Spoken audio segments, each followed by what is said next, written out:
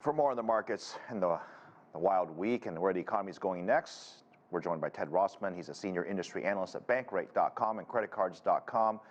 Good to see you, Ted, and thanks for joining us on this Friday evening. Let me start with this. We had the warnings from the Fed. They're going to raise rates more. We got not benign, but bad inflation numbers. I don't think they were great. And we've got warnings and hiring freezes from companies, yet the market had one of its biggest rallies we've seen all year. What the heck's going on? Yeah, I think it's a bit of a relief rally. Whether it lasts or not is kind of anybody's guess. But I almost think it's like when you get that first blast of cool air on a hot summer day or a nice cold glass of lemonade or something. You just instantly start to feel a little bit better. I think the psychology is feeling a little bit better here, at least in the markets. It's interesting because today we also got that University of Michigan consumer sentiment reading, and that actually set a fresh decade low. So consumers are not feeling great, but all along these past couple of years, consumer sentiment has been down. Actual data has been more positive. I think Wall Street at least is feeling better today. What do we tell investors right now in terms of the strategy going forward? It seems like value stocks didn't work for a while, growth stocks didn't work for a while, momentum stocks didn't work for a while, and so are we playing defense or offense in the next month?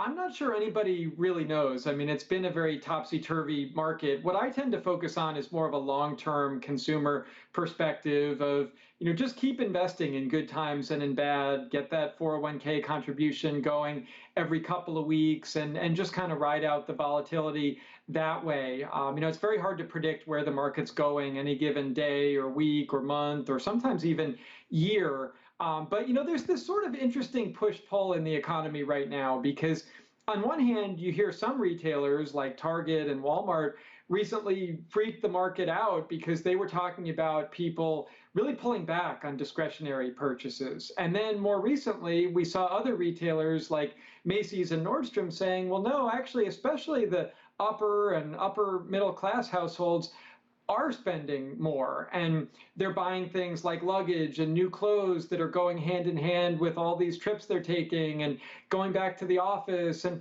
I think a lot of this speaks to that K-shaped recovery. Basically, the rich get richer, the poor get poorer. There is this kind of bifurcation right now. Let's talk tech, speaking of rich, because that led us into this big rally, if you will, for the past couple of years during the pandemic. Now we got warnings from Snap. We got warnings from advertisers. Microsoft just announced a hiring freeze, and they're not the only one, right? The list goes on. What's going on with technology, and is it something that we need to be worried about? I think there's a big repricing going on here because in the earlier stages of the pandemic, 2020, early 2021, e-commerce was posting incredible gains. And we just didn't really know sort of what was next with COVID. I think what we're realizing now is that, yes, e-commerce and technology will continue to grow, but it's not going to be the same kinds of leaps and bounds that we were seeing a year and a half ago. So I think there's kind of this repricing of future growth. I also think there's a reassessment of if some of these companies are more growth stories, but not really profitable in the near term, those are the stocks that have especially sold off. And I just think there's kind of a higher bar to clear right now for some of these tech names. We've seen especially some of the young fintechs like buy now, pay later really get hammered. And I think also the fact that bond rates have gone up so much, there's more alternatives now. You don't need to reach for risky tech stocks to get growth. So I think it's just kind of a broader repricing. It sounds like we all feel like we're 20 years older and we're all very conservative all of a sudden with these tech stocks. I don't know if you're following the Airbnb story or not, but that also broke this week as well, leaving China essentially, partly over the lockdowns. I'm guessing has something to do with money as well. Are you following that story, and do you think that has any long-term implications on where we're headed in terms of travel?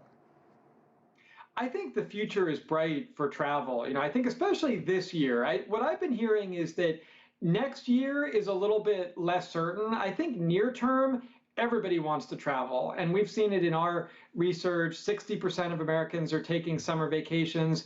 7 in 10 of them are making some changes because of inflation. And that actually, I think, could actually help somebody like an Airbnb domestically, because maybe you're not flying abroad, but you're willing to drive a couple hours to a beach town or a mountain town. And, I think that a lot of people are realizing too that hotels are not always providing the same level of service. We're talking about staffing shortages. Sometimes you don't have room service or you don't have daily cleaning and fresh towels. And, I think that Airbnb, and we could also throw other sharing economy names in there like Uber. I mean, I think that this is still the way things are headed. So, right now, everybody wants to get this travel itch out of their system.